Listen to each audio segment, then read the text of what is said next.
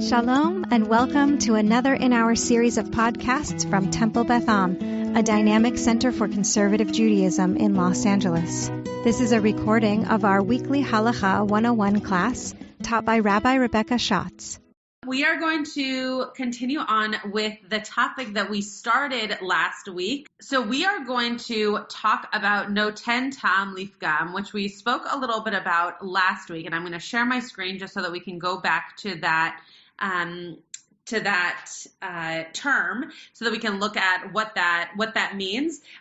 Just to give Annette Berman a little bit of a shout out, I was just speaking to a couple, to Nathan Sunshine and his fiance Maya. And we were talking about Kashrut in our meeting, and they told me that Annette is gifting them with some Passover plates, which was so nice. So I've spoken about Annette and Kashering a little bit already today, and we're going to just continue on with that. And I'll share my screen here. They're not just getting some plates. They're getting special plates? Well, what I'm saying is I can't imagine when I'll be using the Passover plates, and I have more than they need, but I actually have fancy. They're going to get a lot. Oh, nice of you. Well, they were very excited, so it's very sweet of you to gift them that. Okay.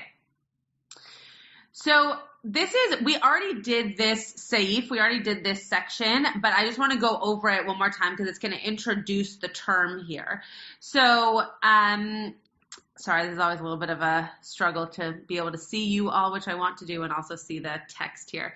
Let me make this a little bit bigger. Okay, is that better for people? Oh my goodness. Hold on. Wait. Oh gosh. All right. I don't know if anybody can tell, but it's already been a long day. Here we go. Okay. Rabbi. Uh-huh. Yep. I just made all of us smaller. I made you smaller? Just like we do, in the middle, there's this thing and you can make us bigger, but that's still big print. Do you know there's a thing here that if you grab it, it moves? Yeah. I could see everybody is what I'm telling you. Oh, I see what you're saying. Yeah, because I'm the one sharing the screen, it's just it's formatted a little bit different on mine. But I appreciate the suggestion. Okay, so Din Noten Tam Lifgam B'Kelim. So this is actually the title of what we're going to be talking about here, and it says the laws of Noten Tam Lifgam, or giving a bad taste in vessels. So what does that mean? How do we get it out? How do we kosher if a vessel has a bad taste, etc.? So what it says here, Noten Tam Lifgam Mutar. So we're going to look at for the next, it says 12 seifim. For the next 12 little sections here, we're going to talk about how it is permitted to deal with a vessel that has what's called a noten tam lifgam, that has some kind of taste that is gross or bad, and how to use it as a permitted, still as a permitted vessel. So, Kedei Ra, which is typically known as some kind of big pot, but it says here a vessel, She'ena bat yomo, that has not been, so let me read it one at a time. So, She'ena bat yomo means that it is not bat yomo. So, it has not been,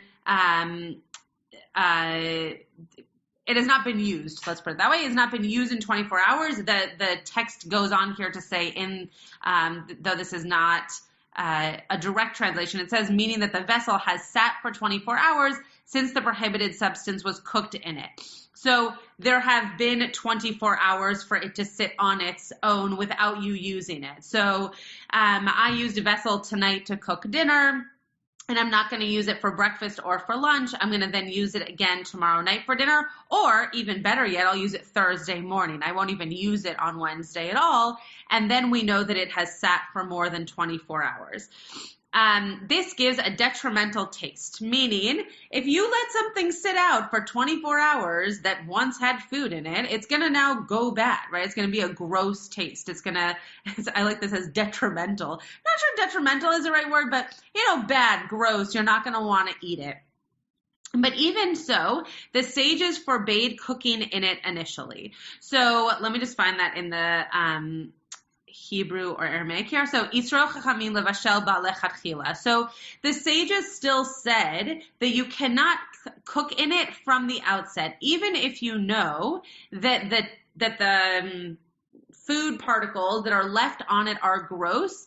The sages are saying do not cook in it from the outset. Maybe from b'diavad, maybe after the fact you could, but definitely not from the outset should you be cooking in it. Yeah, Karen.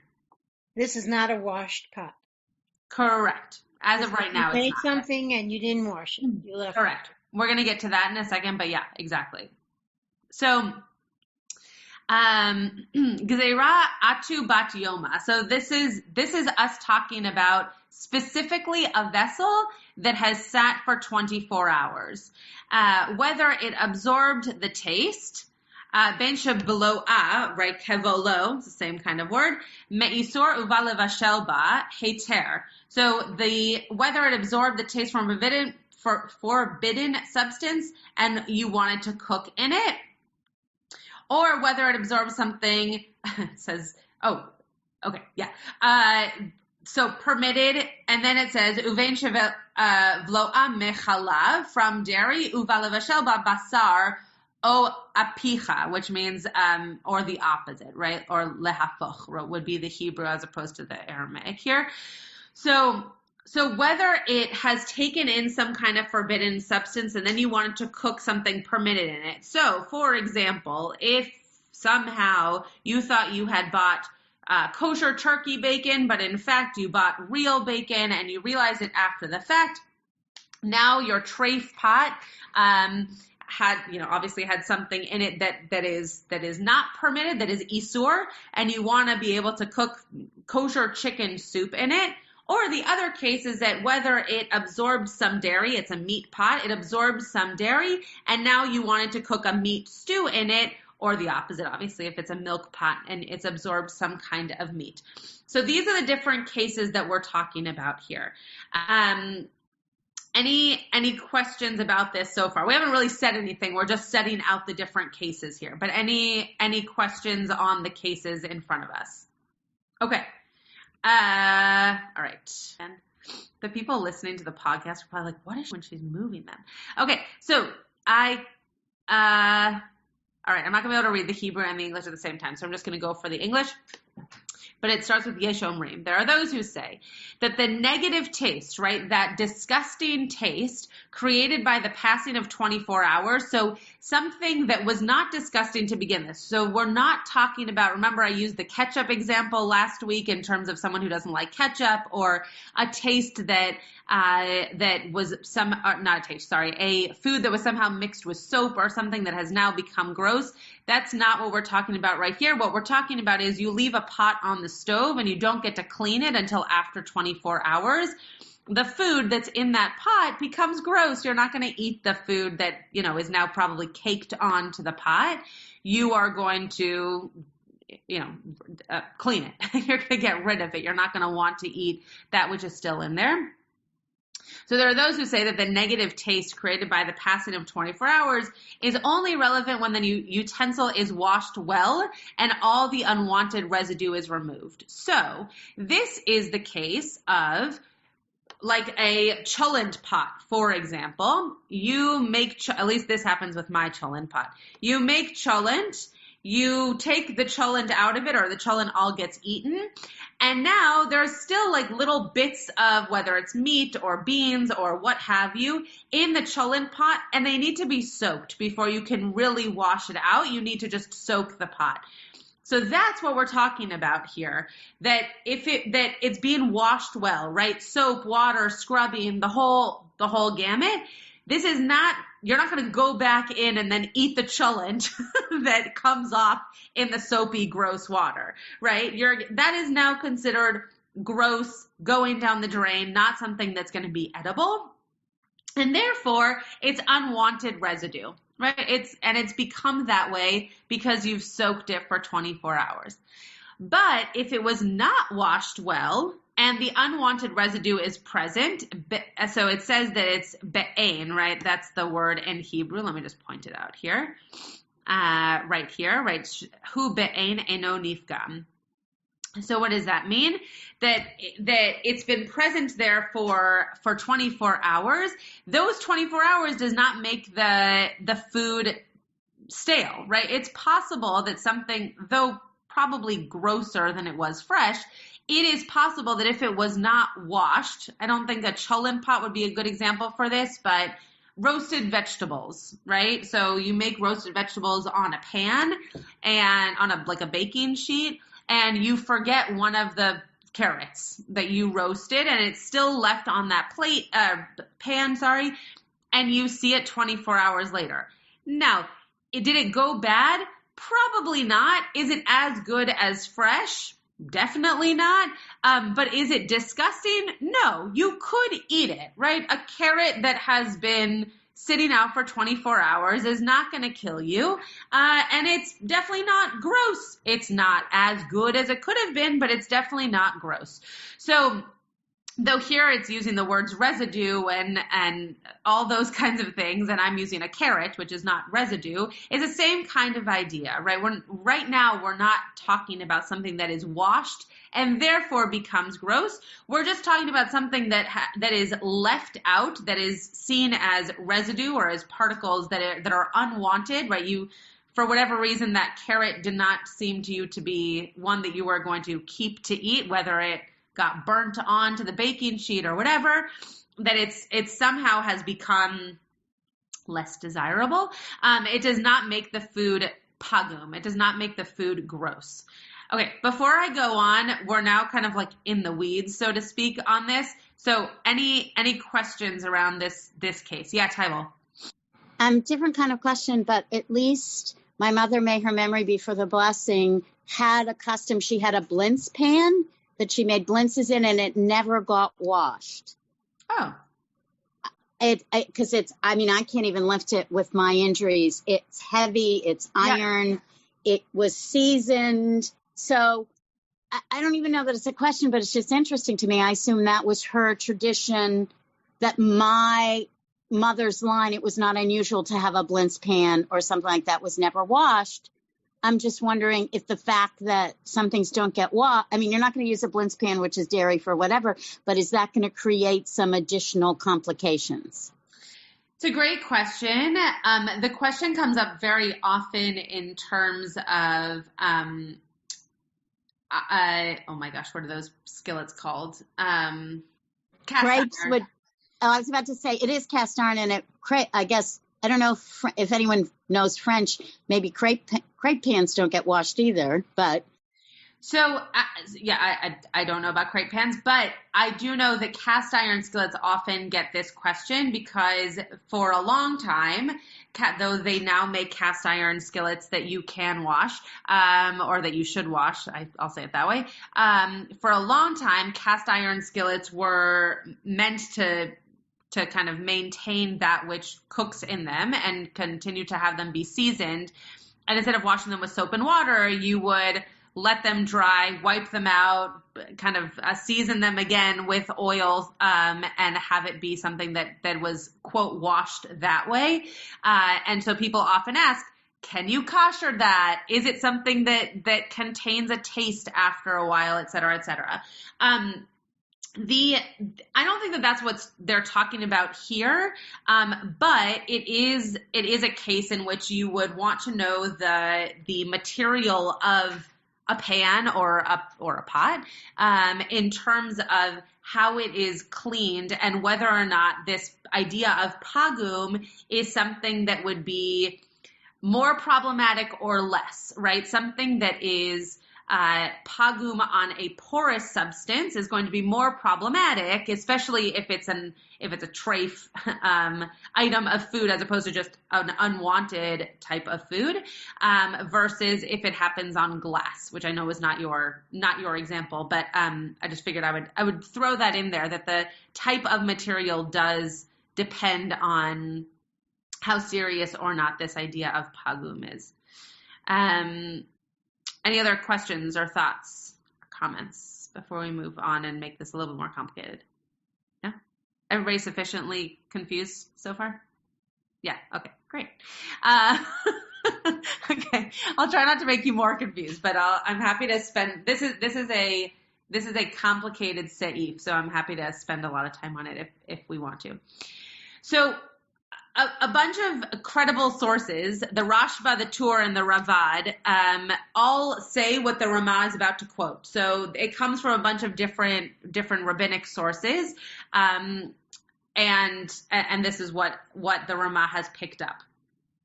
Nevertheless, if there is 60 times, remember we talked about batel b'shishim, so something being nullified in as a 60th of a dish, so in 60, that's what they're talking about here. So if there is 60 times the food which is present, be'ein, meaning within the mixture, is all permitted because that which was swallowed in the walls of the pot became stale and do not require bitul. So again, we're talking about a porous type of pot, in this case, right, the walls of a pot, that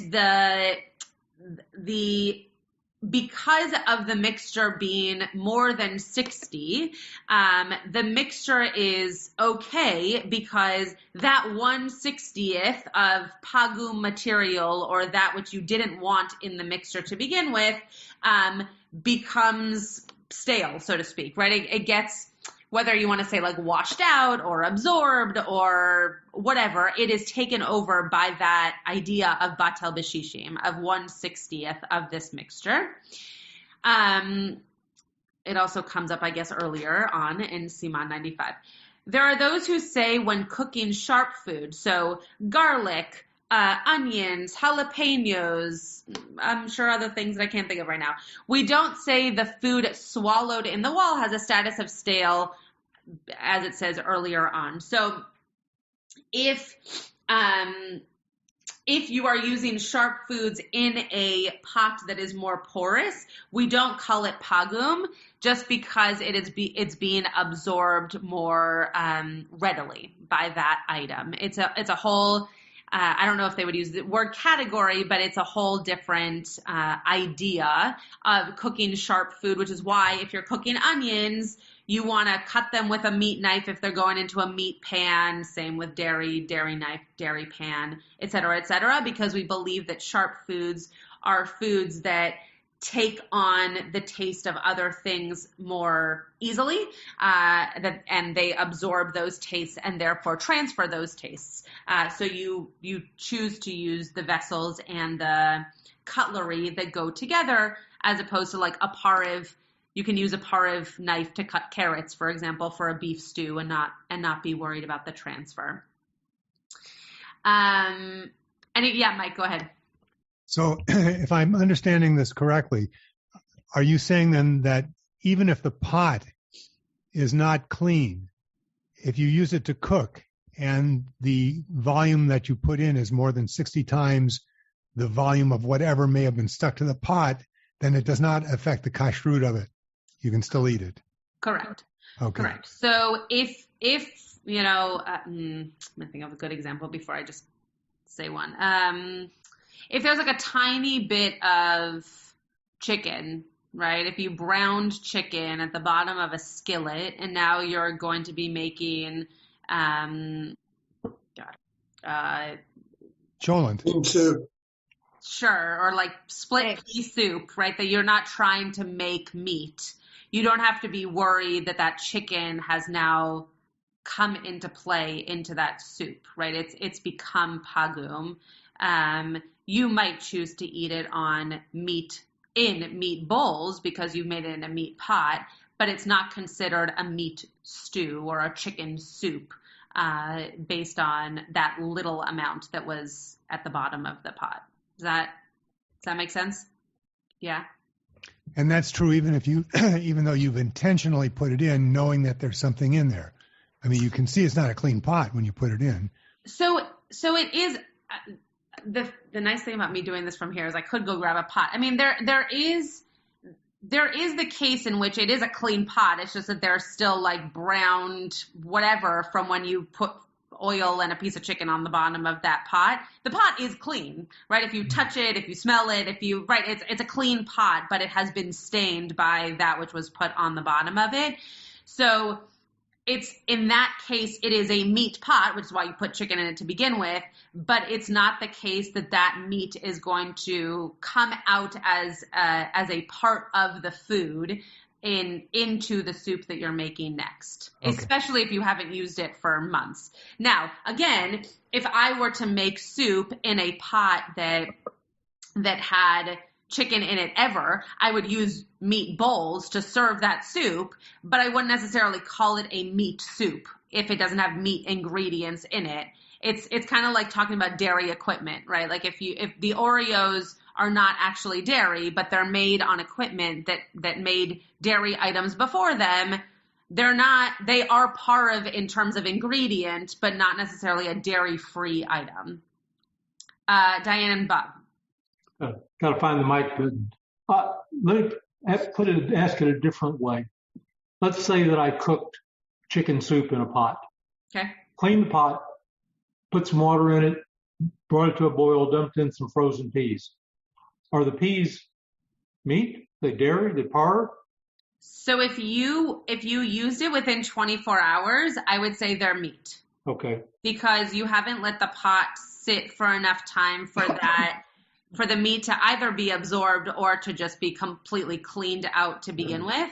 If you, I'll actually give you a real life example. I have a stainless, is it stainless steel these days? I have a stainless steel pot. Let's call it stainless steel. Who knows? Probably stainless. Okay, great. There you go.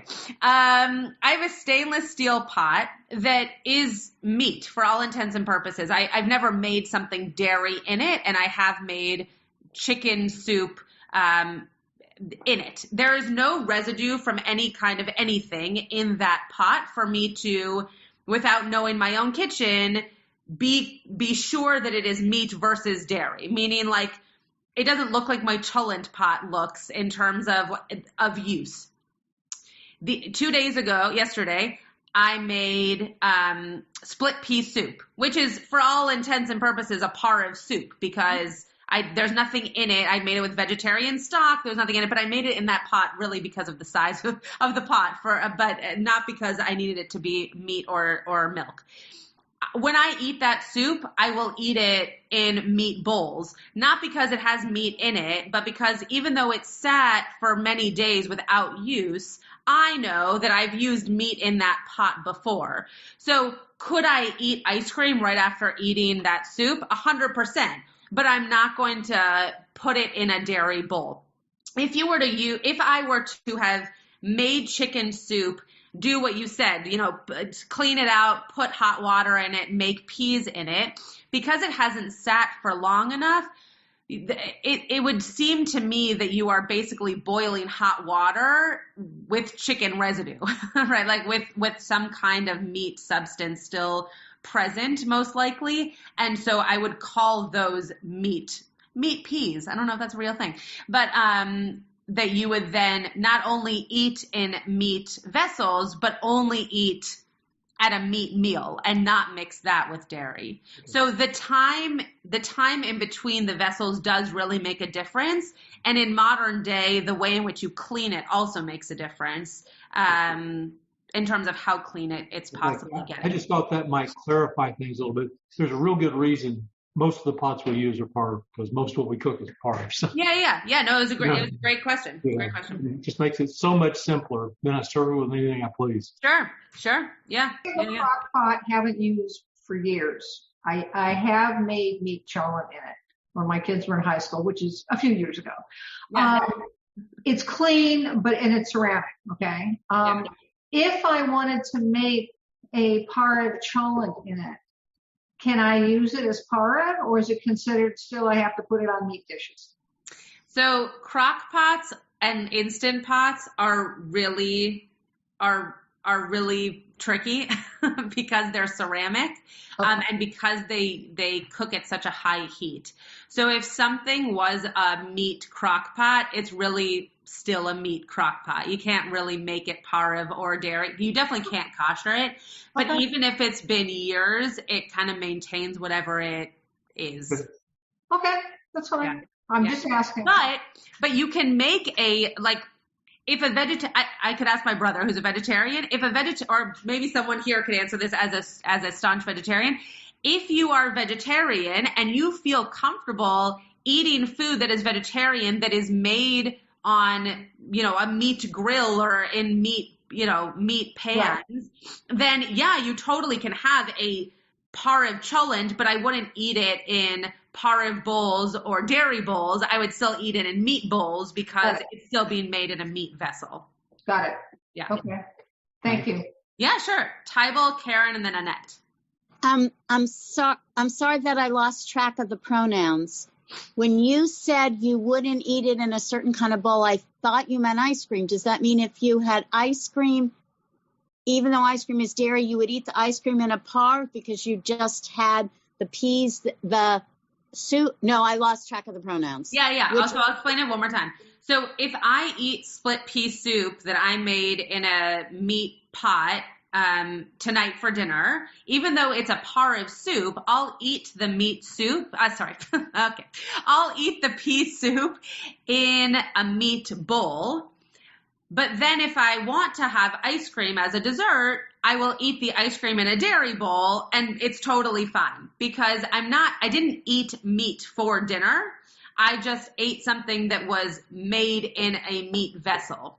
But it's not the same as mixing meat and milk. It's also definitely not the same as eating cheese in my meat bowl with the soup that was made in the meat pot. So that's the difference there. Those are the differences. Karen.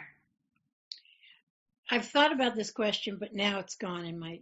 Okay. If I'm having a meat meal, Yeah. and I am making a pareve soup, Yeah. in a glass bowl, Yep. That's what serve it with the meat utensils or whatever. Okay. And I put it in the refrigerator. Okay. I can serve it with dairy tomorrow. So it's a good question. With using my dairy stuff and putting it on a dairy plate. Yeah. Like I think about this when I go to Susan Green's house. Yeah. She's very whatever. And I think, what does she do with the fish? Like that she just, you know what I mean? So this is why some people who are a little bit crazy like me have a set of pareve plates, pareve utensils, etc., because it makes things a little bit easier. The reason why it makes things a little bit easier is because if I'm serving a meat meal, right, and I have a salad that is pareve, but that if I wanted to eat it tomorrow, I could put cheese on it, I can serve that salad because it's cold, it makes it a lot easier. I can serve that salad in a glass bowl with pareve utensils, and tomorrow, as long as no meat got in it or people weren't, serving chicken with the same utensil that they're serving the salad, right? Assuming that all these things are being kept separate, I could then eat that salad tomorrow with cheese on it on a dairy plate. If you choose to serve a salad at a meat meal and you use meat utensils to serve that salad, I personally would not be as comfortable eating it with cheese the next day on dairy plates because I don't know what those meat utensils were used to dish out in a previous meal or even in that meal. So if you were choosing to, if you knew you were going to have leftovers and you wanted to be able to have it go either way, I would just say use neutral items. And I do have neutral items. Yeah. I just think about the meal, anyway. The meal matters less as long as everything is separated. Right. If things are not separated or if you're worried that they cannot remain separated, which sometimes I have that issue, right? Sometimes I'll have a meat meal, and even though I'll serve everything separated, I'm worried that whether it's because I have kids over or because I have, someone who's gonna like pick at food and use utensils in different things, I will choose to be more careful about how I eat those things than moving forward if there are leftovers. But if I know that everything was kept separate, then I don't have to be as careful. Can you kasher plastic silverware, plasticware? Plastic in general is like not a yes you can, no you can't kind of element. It really depends on the type of plastic, how hard the plastic is, does it contain stains when you use it. If you're trying to be extremely stringent about plastic, no is a better answer than yes. But there are some types of plastic that you probably can. It's just hard to come by. Okay, Annette. Thank you. Yeah. How do you treat glass dishes? So glass dishes are for all intents and purposes, neutral. You should not use glass dishes, for lunch with dairy and then that same plate for a piece of steak for dinner. But if you use one plate for breakfast, which is eggs and cheese, you can then wash it and use it the next morning for breakfast with, salami and eggs. So you can use glass that way. The reason that most people don't is because they just have a hard time remembering which plate did I use? Did I wait for 24 hours? And can I now use it again? But glass is a great neutral item in terms of, mistakes that could be made in a kitchen. I have, we have a lot of soup, par soup that we have because soup is one of the things that Abe can eat relatively easily. Yeah. And of course, I have par pots just to heat the soups. Yeah. And I was just, I really just treat glass as if it's dairy. But I take from that par pot, which I'm heating the soup in. Yeah. And very often put it like in a cup. Yeah. Which is easy for Abe to eat.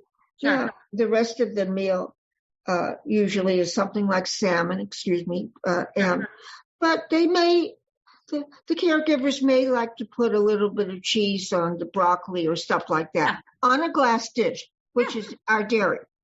So is that affected by the fact that that the soup that they start the meal off with comes from a par pot?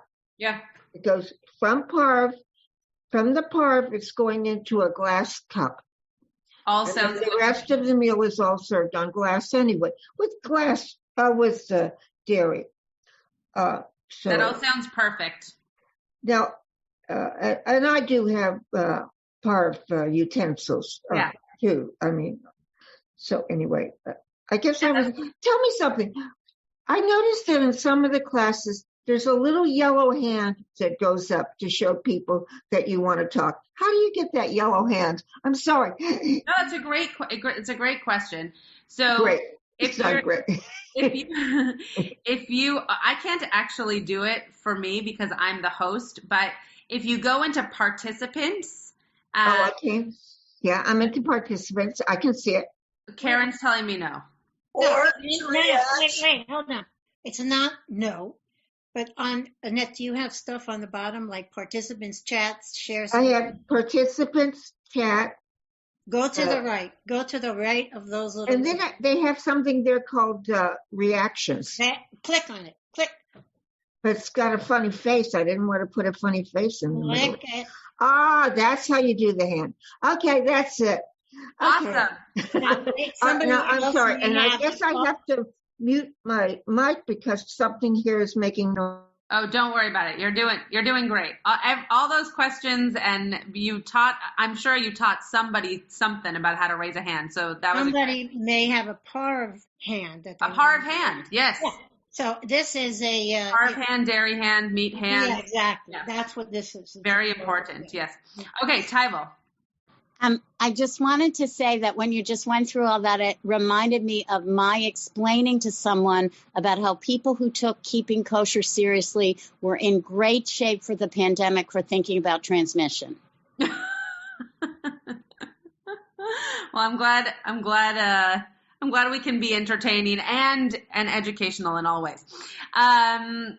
Okay. So any other questions on this particular piece here of leaving something out for 24 hours and what it means to be pagum? No. Okay, great. So let me keep going here. Say the word again. Pagum. It's a fun word. Pagum. Oh, it's right here.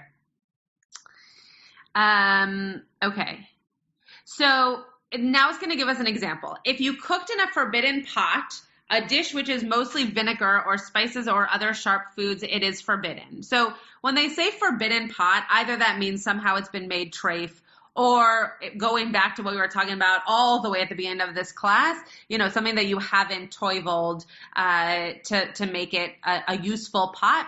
That's probably what they mean by forbidden. But basically what this example is getting at is that sharp foods, which can also be vinegar, because vinegar is known as a substance that contracts flavor, that it stays forbidden, right? It's the kind of thing that it's going to hold on to the taste or hold on to the flavors. They're not going to be absorbed. However, we don't consider the dish sharp if it only contains a small amount of spices. Great. Okay, we're just going to leave that one there. And this is the custom. So meaning if you put salt and pepper into a soup, it's not now a spicy dish, right? It just is a dish that you put spices into. However, if you cook Indian food, and there are no Indian kosher restaurants in Los Angeles, though I've often told Rabbi Sarah Baruch that because she is from Indian descent, that this would be a great thing for her to do in her lack of free time. But Indian dishes are very, very, for those of you who enjoy Indian food, which I do greatly, are made of lots of spices. And so it's possible, though of course I've never had the opportunity to ask because I've never been to a hechshered Indian restaurant, that it's possible that certain dishes need to remain specific to those dishes because of the amount of spices, right? At a certain point, a dish doesn't go from just having spices in it to it being a spiced dish. Blackened fish might be in this kind of category, though fish is parv, so it would be hard. Blackened chicken, potentially, if you're using a certain kind of vessel for that, might be in this category as well. But again, soup or anything that you're just using spices is not the same kind of thing. Someone put something in the chat. Let me see if it's relevant. We know at least one Indian dairy restaurant, not kosher, but certainly no meat. Awesome. Yes, I know many vegan Indian restaurants, but none that are being run by Jews who I could ask these kosher questions of. But yes, many good vegan or vegetarian restaurants. However, if the forbidden food was sharp and the pot rested for 24 hours and you cooked something permitted in it which is not sharp, the food is permitted because the first sharp food doesn't revitalize forbidden taste. Okay, so what this is saying is if you cooked, let's say, French onion soup in a pot, no, that's not a good example. It's not forbidden. If you cooked Cajun shrimp, and you let the pot then rest for 24 hours. I know nothing of Cajun shrimp, so this example might go very wrong, but we're gonna go with it. And then you cooked something permitted in it that is not sharp, right? So mushroom barley soup. The food is okay because the first sharp food didn't then transmit. I'm pretty sure that was a bad example, given that you would have to kosher the pot. But the idea here is that if there was some kind of food that was forbidden to you, whether based on the pot, right? It was a meat pot and now you have dairy in it, or it was a dairy pot and you now have meat in it, or that it was a treif item altogether, that then you would kosher the pot in between. basically what this example is saying is that the sharp food does not transmit into the non-sharp food, even if it came from a forbidden, whether taste or item, that sharpness does not transmit into the next food. Yeah, Mike. So from what you're saying, I take it that means that if you had a pot that was a dairy pot and you then inadvertently cooked meat in it, the meat might still be edible, but the pot is going to be treif after that. Say it one more time. Dairy pot. Let's say you had a dairy pot and you inadvertently you grabbed the wrong pot and you cooked meat in it. You're saying then that the meat, there's no dairy ingredient in the dish. Correct. But the meat would be edible. The pot would now be treif and would have to be koshered before it could be used again. So the pot would definitely have to be koshered. It would depend, I think, on how recent it was that you used the pot, whether or not the dish would be edible. Okay. Because if you made something within those 24 hours, it's quite possible that you couldn't actually eat the meat because it's as if you mixed the meat and the milk. It would depend on a lot of things. It would depend on the hours. It would depend on the type of pot. I think this is very specifically talking about a food that would, in all other cases, transfer. So like an onion or garlic or jalapeno or something, as it's calling it here, sharp. And basically it's just saying that if that sharp food was put into a forbidden pot, it doesn't then make the food forbidden. Like the sharpness of the food does not transfer the forbiddenness of the pot, but rather that food itself remains forbidden and the next food cooked in it would not be. Does that make sense? Yeah, I understand what you're saying. Bonnie's shaking her head. I'm trying to think of a good example. If you have a pot before you toivel it, and therefore you expect that pot to not be one that is fit for use, so therefore forbidden to you, if the thing that was cooked in that pot beforehand is now a forbidden food because you wouldn't eat something that hasn't been made in a pot that was toiveled, after making it not a forbidden pot to you, the next food that you make in it does not contract any of that status. Does that make more sense? Okay. You don't have to toivel it in between if it's never been toiveled before? No, you do. You do. So that's the step that would then make it possible to even cook the next item in it. Yeah. It's not saying that here, but I think it's implied. I could look into this this citation here. Let me see if it's any more clear. And no, it's no more clear. I mean, it says exactly what we just said. But I think that's what it's getting at. I think it's just saying that, what I just said. I don't have to say it again. Any other questions, thoughts, comments? Real French onion soup has a meat base, right? Correct. Thoughts, comments? No? Okay, let's go on to the next one. Okay, so the next one's all in Hebrew. Let me see for a second here. Though I'm happy to translate. Let me just see if we can, because we don't have so many more minutes. Okay. All right, so I will translate this next one. Okay. Let me see how to see you all and the text. Okay. Okay, so a kadera, so some kind of pot. Havlo ame vasar v'chalav. Im kodem she'avar laila achar. So echad, excuse me. So a pot that has swallowed up something from meat and from milk, if it was before the night, a night beforehand. So meaning it wasn't in the same day. Chamamo v'mayim. So and you boiled in it water. This actually might be the same case. I forgot who brought this up, but this might be the peas, right? This might be a very similar case to the peas. We'll see in a second. Chashiv ke'ilu chazar. So you would like pig, right? So that you would see it as if it's treif, basically. V'nit bashel ba ha'isur umonim me'at le'at misha'a Hochmo hamayim, masha'ein ken b'sha'ar isurim. So you would count this from like hour to hour, from the time that you actually did the boiling of that water. That how do I say this in English? Masha'ein ken b'sha'ar isurim. That which is not in it is as if it's considered forbidden. So meaning, I'll say this in plain English. If you cooked something in a pot that is treif, it's as if that thing is still in the pot, right? You have to then kasher the pot. It doesn't matter that you've now boiled water in it to cook something else. You have to actually kasher the pot to make sure that it is not treif. Okay. Renee is joining with 10 minutes left. We'll let her in. Any thoughts, comments? Sorry that there's no English and that you have to listen to me. I know that's not easy for those of you.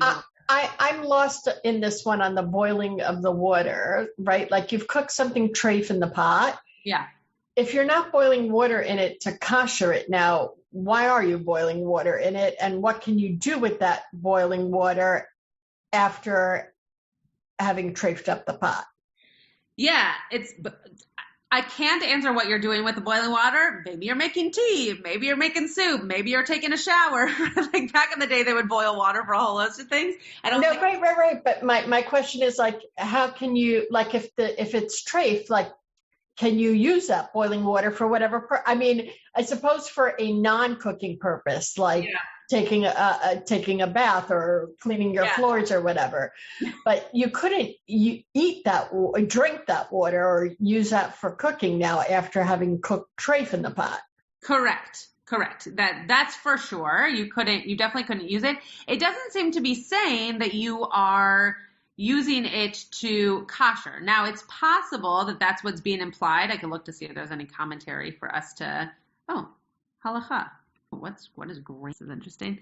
Okay. Well, I don't know what that is. So we're gonna go back to the Hebrew and see if there's commentary that I can help you with here.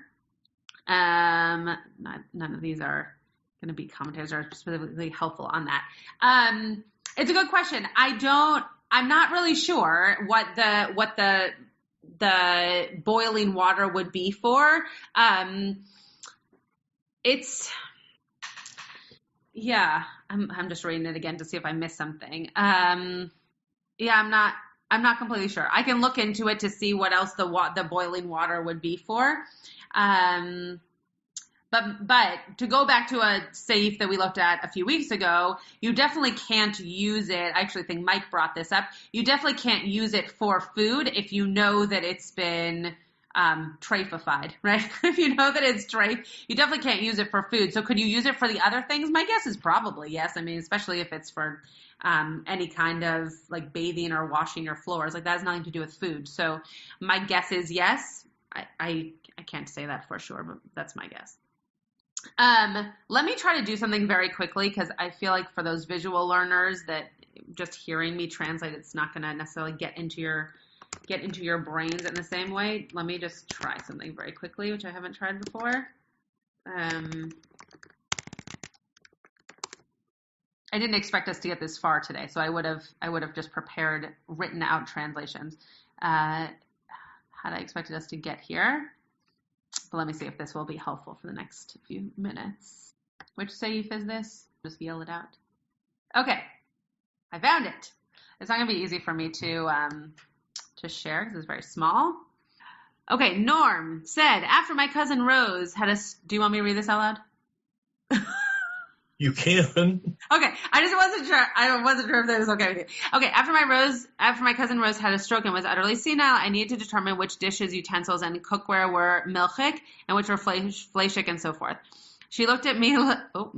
She looked at me like I was ignoramus and said, in essence, "Of course, there's milchik and there's fleshik and pesadik. It's in the closet." It was virtually the only thing she remembered. Enabled everything for the caregivers, but they messed up anyhow. That's awesome. I love that. It's fantastic. Yeah, I mean, people remember these things, right? Like kashrut.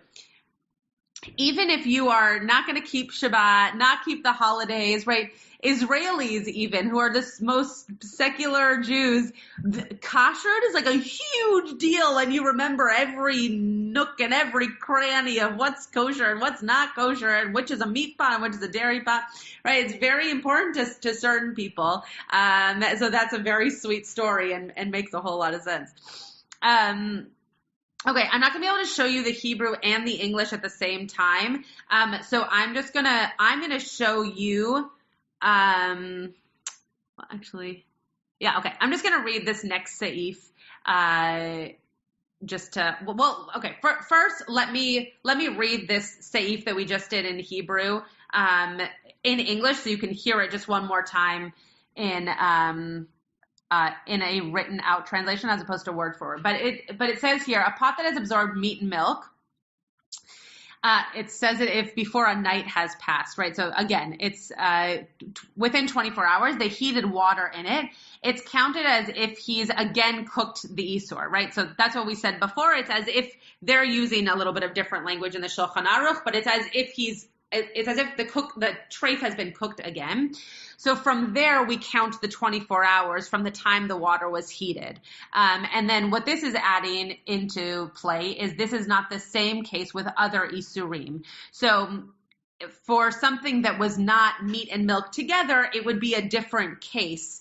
That wasn't written in the Shulchan Aruch, but it's adding it as part of the translation. That it would be different if it was just meat that either wasn't kosher or meat in a dairy pot, but the fact that they were put together and then boiled and then you're boiling water on top of that, now it's a whole different kind of category of isur because they are together and you're like solidifying it by boiling that water one more time. I'm sorry, Joanna, that it doesn't say anything about the reason for the boiling of the water, but I can look into that a little bit more. But now all of a sudden the seif makes sense to me, because what the seif is really about is when does the clock start on the 24 hours? Oh, sure. Yeah. If that's what wasn't clear from before, then yes, then I'm glad that that is clear. Yeah. It's from that second boil, right? Because you're like solidifying that meat and milk was not only cooked together, but now you're boiling on top of it. So it's as if it's being like mixed again, so to speak, within that same pot. Yeah, great. Okay, so this is the next seif. Again, I'm just gonna let me see if this is easily in on. Oh, you know what? I'll put it into the chat so that those of you who are visual can see it, and then I'll read it. Okay, so if just a little bit, oh, now I can share my screen. Wow, we are technically challenged tonight, folks. Sorry about this. Okay, let me share my screen in the Hebrew, and we can look at both at the same time. All right, so we're looking at number 5 here, Seif Hey.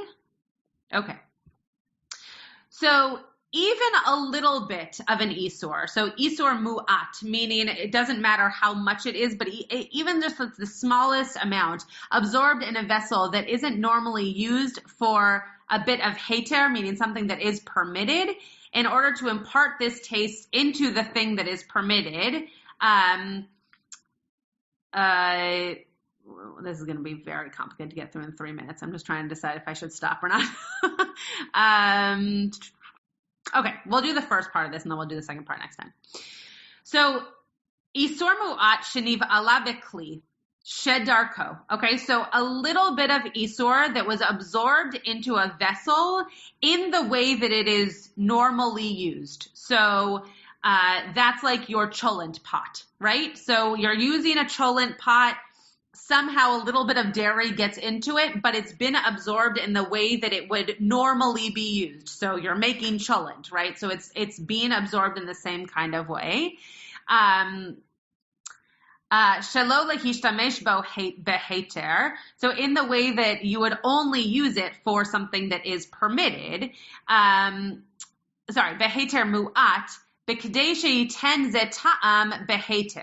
so that you would use it to use this taste in that which is permitted, in order that you would use it Kadeshe yishtam shubo kamo kadei ragdola, just like you would use it in a larger pot. So now we're talking about amounts. So a little bit in a bigger pot. Behold, it's permitted to use it, even though it's within that 24 hours. As it's not possible to come to impart taste. Okay, so that's where we're going to stop. So it's not possible because of amounts, right? That's what we're talking about here now. Whether or not it's a permitted food or an isur, a not forbidden. Forbidden. Thank you. Cheese. Forbidden food. It's talking about amounts in a larger vessel, right? So now we're going to get into the minutia, pun intended, of how much is going to create a forbidden situation versus permitted, even if being used in a permitted way in a permitted vessel. We're not going to finish this one because it's going to get complicated, and I'll provide a better translation next time. But I'll take Renee's question and then we'll move on next time at this seif. You're muted. Okay, I came late, so I apologize, but I just the last part that you were talking about. So if you have like a cholent pot that's fleshik and you happen to drop a tablespoon of sour cream in the fleshik pot, and it gets absorbed by the fleshik cholent, but it's not enough that it changes the taste of the fleshik cholent, correct? So that's why it wouldn't matter. So that's different than what this is saying. That would be a batel b'shishim situation. So it would depend on how much cholent and how much sour cream. If it's a teeny tiny bit of sour cream, then it probably isn't going to matter in a cholent pot. If it's a tablespoon of sour cream, it probably makes the cholent treif. So it just depends on how much, it depends on the ratio in that particular scenario. But that's not what you were talking about in terms of the changing of the... No, so this is not talking about the dish itself and whether or not the dish can be eaten. This is talking about the actual vessel itself and whether or not that which is on the vessel, based on how big or how small it is, now makes that vessel permitted or forbidden. Mm-hmm. We'll get more into it. I'm actually sorry that I started it because it's now more confusing than it will be next time when I think when we do it all together. But I don't want to take the time that it would take to finish it, and I also started it, so that was my bad. But we will start here again next week. I will have better examples to use for this particular seif, and we can just work through this one a little bit more to understand it more clearly. All right. Have a great week. I hope everyone's staying healthy and safe and clear of this virus. Karen's telling me to do the same. I am as of right now, but I hope you have a safe week and hope to see you all very soon. You have been listening to another in our series of podcasts from Temple Beth Am, a dynamic center for conservative Judaism in Los Angeles. If you enjoy these podcasts, we invite you to write a review on the Apple Podcast site or wherever you get your podcasts. For more information about Temple Beth Am Los Angeles, go to tbala.org.